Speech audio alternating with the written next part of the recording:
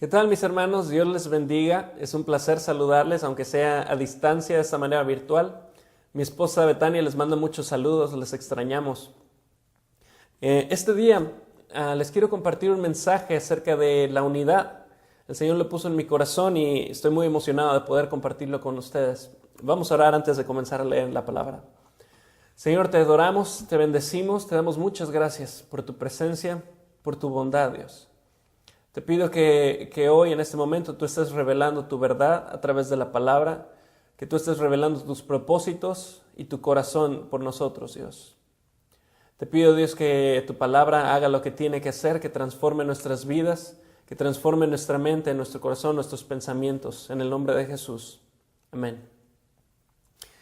La razón por la cual quiero compartir acerca de la unidad es porque precisamente la Navidad se acerca. Y en todos lados tú vas a escuchar gente hablando de la unidad, la armonía, el amor, el bienestar. Vas a ver comerciales en televisión y todos hablando acerca de la esperanza. Y el mundo aprecia la unidad. El mundo, si le preguntas a cualquier persona no cristiana, les preguntas si ellos les gustaría disfrutar de unidad en sus familias, te dirán que sí. Si quieren disfrutar de unidad en sus trabajos, te dirán que sí. Es algo apreciado y es algo que la gente quiere. Pero la unidad, a como el mundo la entiende, es un poco diferente a como la palabra de Dios lo expresa. Lo que quiero compartir, si habría que titular este mensaje, es unidad con propósito. Y eso es lo que vamos a ver hoy. Vamos a estar explorando diferentes mensajes, diferentes versos en la Biblia, pero principalmente dos, uno en Efesios capítulo 4 y en Juan capítulo 17. Entonces, si los quieres ir buscando, tenerlos preparados, mientras los buscas, quiero compartir un par de definiciones de unidad. Estas son definiciones seculares. Es propiedad que tienen las cosas de no poder dividirse ni fragmentarse sin alterarse o destruirse. La unidad también es un conjunto de personas y aparatos mandados por un jefe, especialmente un conjunto de soldados mandados por un superior dentro de un ejército. También la unidad se puede comprender como un conjunto de personas y medios en un hospital dedicados a una labor concreta. Algo así como cuando escuchamos la unidad de cuidados intensivos.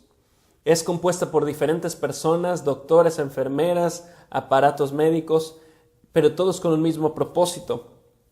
También la unidad es un conjunto de elementos trabajando por un mismo fin. Si yo les preguntara a ustedes ahí en la congregación, ¿les gustaría tener unidad en la iglesia? Estoy seguro que todos dirían que sí, o dirían amén. Pero la unidad que la palabra expresa es un poquito diferente y lo vamos a comenzar viendo en Efesios capítulo 4.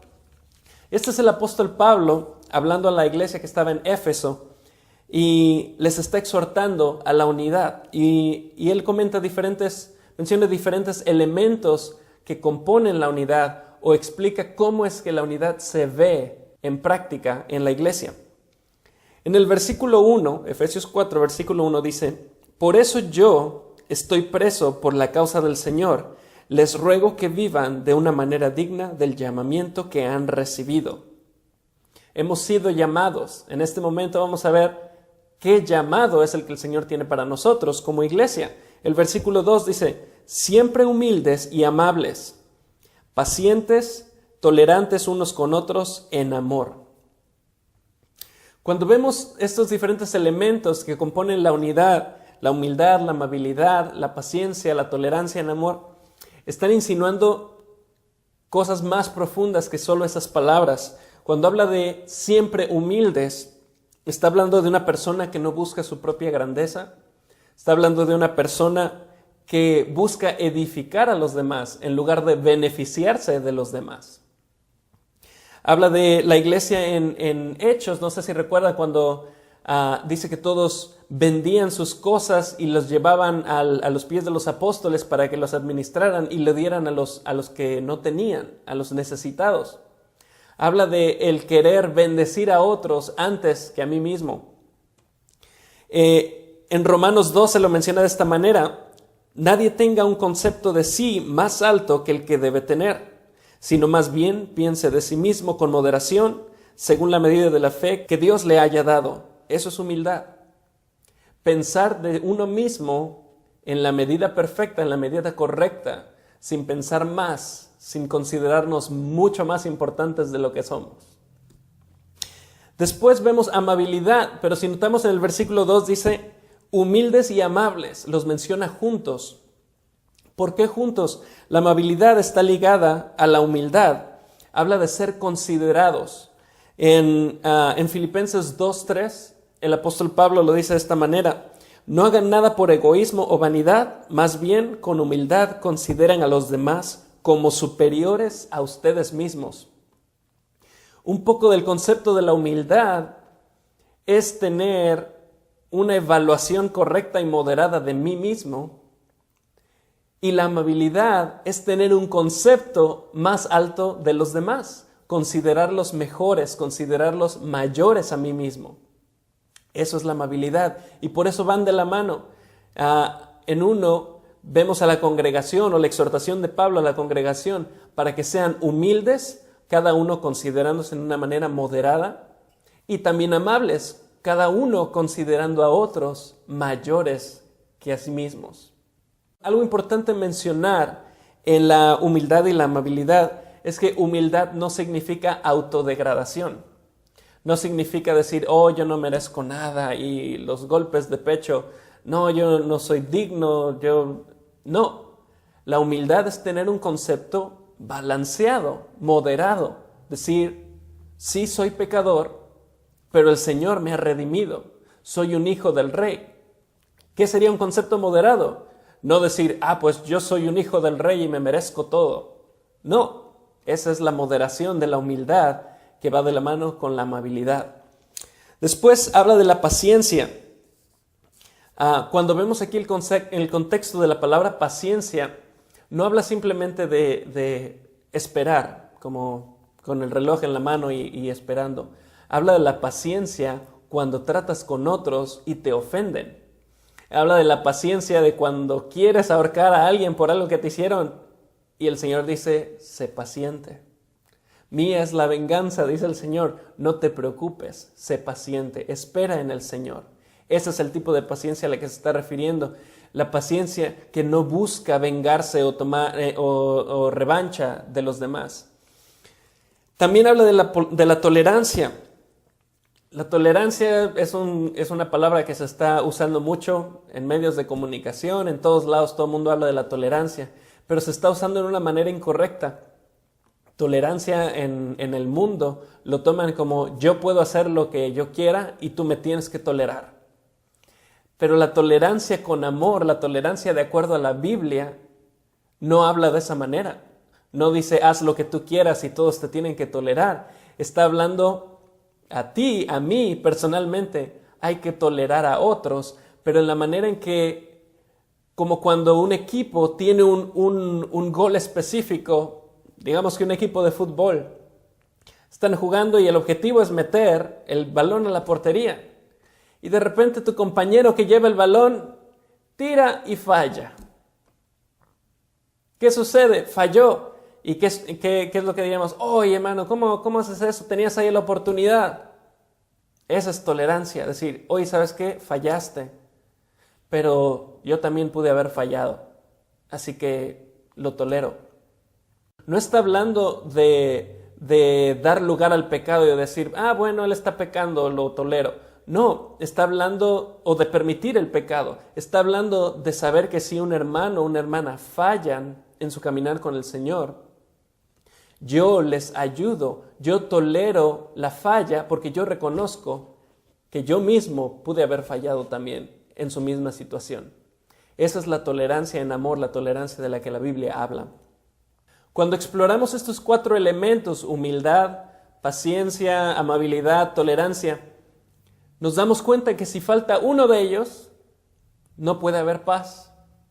Si no hay humildad, no puede haber paz. Si no hay amabilidad, no puede haber paz.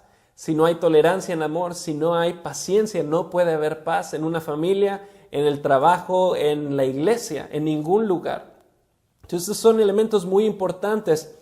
Pero algo tremendo es el versículo 3, en el cual Pablo dice, esfuércense por mantener la unidad del Espíritu mediante el vínculo de la paz. ¿A qué se refiere Pablo cuando dice esfuércense? Quiere decir que no es fácil. Ser amable, humilde, ser respetuoso, ser paciente con los demás, tolerante, no es fácil. Requiere un esfuerzo, pero también está dando a entender la determinación para lograrlo. Esfuérzate, esfuérzate, así como cuando el Señor animó a Josué, cuando lo está llamando a servir, a tomar el lugar de Moisés, esfuérzate y sé valiente. Esfuérzate, es difícil, pero tú lo puedes lograr. Ese es el corazón del apóstol Pablo. La unidad es posible por medio del Espíritu Santo. Esfuércense en mantener la unidad del Espíritu mediante el vínculo de la paz. Cuando el mundo habla de todos estos elementos, ¿a qué se están refiriendo realmente? ¿Cuál es el deseo interior al querer paz, armonía, esperanza? Es el beneficio personal. Quiero tener paz en mi hogar para ser feliz. Quiero tener armonía para sentirme bien conmigo mismo. El enfoque es personal. En la palabra de Dios, cuando se habla de la unidad, el enfoque no es hacia mí mismo, es hacia Dios. Y lo vamos a ver en Efesios 4, versículo del 4 al 6. Dice, hay un solo cuerpo, un solo espíritu, así como también fueron llamados a una sola esperanza, un solo Señor, una sola fe, un solo bautismo, un solo Dios y Padre de todos, que está sobre todos y por medio de todos y en todos. La unidad a la que se refiere la palabra no tiene un enfoque individual para que tú te sientas bien contigo mismo, para que tú estés en paz, para que tú estés tranquilo, para que te sientas realizado. No, la unidad, el propósito final de la unidad en la palabra es enfocarse en Dios. Glorifica a Dios la unidad del pueblo. La unidad de la iglesia exalta a Dios. Y lo vamos a ver aún más claro. La unidad del pueblo, la unidad de la iglesia extiende el reino de Dios. Jesús lo dijo en Juan 13:35. En esto conocerán todos. Y todo se refiere a conversos e inconversos, toda la gente en el mundo. En esto lo conocerán que ustedes son mis discípulos, en que se aman los unos a los otros. En la armonía de la congregación, Dios es exaltado. En la unidad del cuerpo de Cristo, reflejamos que realmente pertenecemos a Cristo. Ese es el propósito de la unidad. Como iglesia estamos llamados, como Pablo mencionó, esto es a lo que tú has sido llamado, a exaltar a Jesús, a exaltar a Dios por medio de la unidad, a reflejar el carácter de Dios por medio de la unidad entre ustedes. En Efesios 4 vemos la exhortación de Pablo hacia la unidad, pero ahora vamos a ver Juan 17 y aquí vamos a ver el propósito de la unidad. En Juan 17 es Jesús orando por sus discípulos y orando por los creyentes y aún por aquellos que todavía no son salvos, pero que han de ser salvos. Jesús está orando al Padre, intercediendo por ellos, intercediendo por mí, intercediendo por ti. Versículo 21 dice, que todos sean uno, como tú, oh Padre, estás en mí y yo en ti, que también ellos estén en nosotros, para que el mundo crea que tú me enviaste. Ese es el propósito. Para que el mundo crea que tú me enviaste, dice Jesús. Muchas personas creen que Jesús existió. Muchas personas no cristianas reconocen que Jesús es una figura histórica. Caminó en esta tierra hace 2000 años. Muchas personas creen que Jesús fue un gran profeta. Muchas personas creen que Jesús fue un gran maestro. Pero de todas esas personas, no muchas reconocen que Jesús es el Hijo de Dios. Esa es la importancia de la unidad. Que aunque ellos ya saben que Jesús es real, Jesús fue un hombre que caminó en esta tierra, Jesús fue un gran maestro, fue un gran profeta, cuando ellos vean la unidad en la iglesia, entonces ellos creerán que Jesús fue enviado por Dios. Ellos creerán que Jesús es el Hijo de Dios. Esa es la importancia. Hace unos pocos días vi el testimonio de un astrónomo cristiano y él estaba compartiendo cómo tuvo un debate con varios científicos y a la hora de estar compartiendo las diferentes evidencias científicas que él ha encontrado para respaldar el origen del universo por medio de un creador, eventualmente se dio cuenta de algo. Dice que los científicos con los que estaba debatiendo, que estaban en contra de que Dios creó el universo, estaban debatiendo con tanta pasión y en contra de él y algunos hasta con enojo. Y de repente él dijo, oigan, si ustedes realmente no creyeran en Dios, si ustedes creían que Dios es una fábula, es un mito, creo que ustedes no estarían debatiendo con tanta pasión. Ustedes tratarían a Dios así como nos referimos a Santa Claus o al hada de los dientes. Pero ustedes realmente debaten en contra de Dios como si fuera real, casi. ¿Y sabes lo que estos científicos le dijeron? Uno de ellos le dice, mira, ¿sabes qué? No es que no creamos en Dios, pero cuando vemos a la gente que dice creer en Dios y la manera en cómo se tratan, la manera en cómo nos han lastimado y nos han acusado, no dan ganas de creer en Dios. Es una afirmación tremenda. Científicos, gente que normalmente consideramos, son ateos, ellos nunca van a creer. Y están diciendo, ¿sabes qué? Creo que sí podemos creer en Dios, pero las evidencias científicas nos dicen que Él es real. Pero cuando vemos la evidencia en la gente, no dan ganas de creer. Eso está tremendo, eso es a lo que se está refiriendo Jesús. Señor, te pido que sean uno. No hay manera de negar que Jesús estuvo en este mundo, pero la única manera de comprobar que Él es el Hijo de Dios y de dar testimonio de ello y de su grandeza, de su divinidad, es por medio de la unidad de la iglesia. Esa es la importancia, ese es el corazón de Pablo cuando dice, esfuércense, porque ese es el testimonio de la salvación. Hay una pareja muy hermosa en nuestra iglesia, se llaman Alberto y Sara. Ellos tienen 4 hijos, uno de 7, uno de 6, uno de 4 y uno de 6 meses. Y bien lindos estos pequeñitos. Normalmente llegan temprano a la iglesia, saludan a gente, se sientan, ellos siempre se sientan juntos, Alberto y Sara, y sus chiquititos se sientan en fila al lado de ellos, y siempre están ahí bien sentados, ordenaditos, y se levantan durante la alabanza y aplauden y cantan, se sientan, luego van a su escuela dominical, se ven tan lindos como familia. Cuando tú los ves, cómo se llevan entre hermanos, cómo se cuidan los pequeñitos esos. Alberto no me tiene que convencer de que él es un buen papá. No tiene nada que decirme Alberto, decir, oye, ¿sabes qué? Yo soy muy buen papá, yo educo a mis hijos. Él no me tiene que decir nada. Yo lo veo, es evidente. Al ver a sus hijos, yo puedo ver evidencia del carácter del papá. Esa es la exhortación de Pablo, que haya unidad en ustedes para que eso refleje el carácter del Señor, para que se refleje el corazón del Señor. Y esa es mi invitación para ti este día, es que el Señor derrame unidad entre nosotros, pero no solamente pedirlo como una oración, Señor, hazlo, sino como el apóstol Pablo dice, esfuércense. Es un esfuerzo personal, pero también requiere de la ayuda del Espíritu Santo. Entonces, en este día, yo te quiero pedir que inclines tu rostro, cierres tus ojos y habla con el Señor en este momento. Y el Espíritu Santo, ¿qué es lo que tú me estás hablando?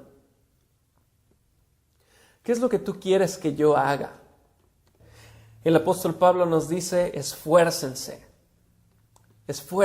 en mantener la unidad, esfuércense en ser siempre amables, siempre humildes. Espíritu Santo, ¿qué es lo que tú me estás diciendo? Quizá el Espíritu Santo te está redarguyendo en tu corazón y diciendo, ¿sabes qué? Creo que tú deberías ser un poco más amable. Quizá el Espíritu Santo te está diciendo, creo que necesitas un poco de humildad en esta área. Quizá el Espíritu Santo te está diciendo, deberías tolerar más a tus hermanos.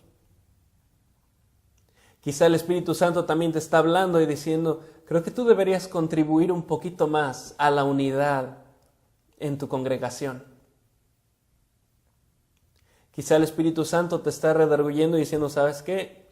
No has sido un muy buen reflejo del carácter de Dios, pero que el Espíritu Santo te esté dando también ahora mismo el poder y la gracia para caminar en humildad, caminar en paciencia, en tolerancia, en amabilidad, para que el mundo crea.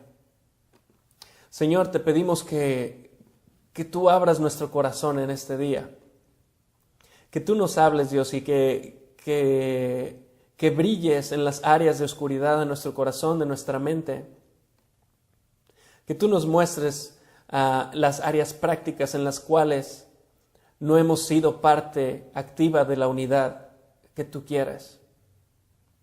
Te pido, Dios, que tu Espíritu Santo nos dé la fuerza y el poder para ser amables, para ser humildes, tolerantes en amor, para tener paciencia los unos a los otros, para ejercitarnos en esas áreas, para esforzarnos en perseguir la paz. No simplemente por un beneficio personal, para sentirnos bien con nosotros mismos, Dios, sino para que el mundo crea, para que tu reino sea establecido en la tierra, para que tu voluntad sea hecha, para que muchos crean, para que todos vengan a la salvación. Te pido, Dios, que así como cuando tú derramaste el Espíritu en Pentecostés y que todos vivían en armonía, en unidad, amándose unos a otros, y dice la palabra que tú añadías cada día a aquellos que habían de ser salvos, Dios.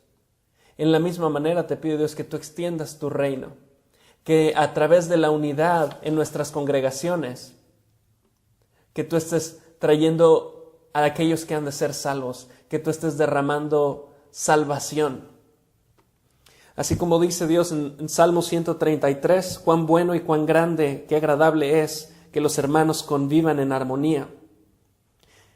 Y dice, donde se da esa armonía, el Señor concede bendición y vida eterna. Te pido, Dios, que a través de la unidad, de la armonía en nuestra congregación, tú concedas bendición y vida eterna. Que tu reino sea establecido, Dios, en nuestras vidas, en nuestras congregaciones y en nuestra ciudad, Dios. En el nombre de Jesús. Amén. Mis hermanos, que la gracia de Dios esté con ustedes. Mi esposa Beta y yo les mandamos muchos saludos y abrazos, les extrañamos. Dios les bendiga.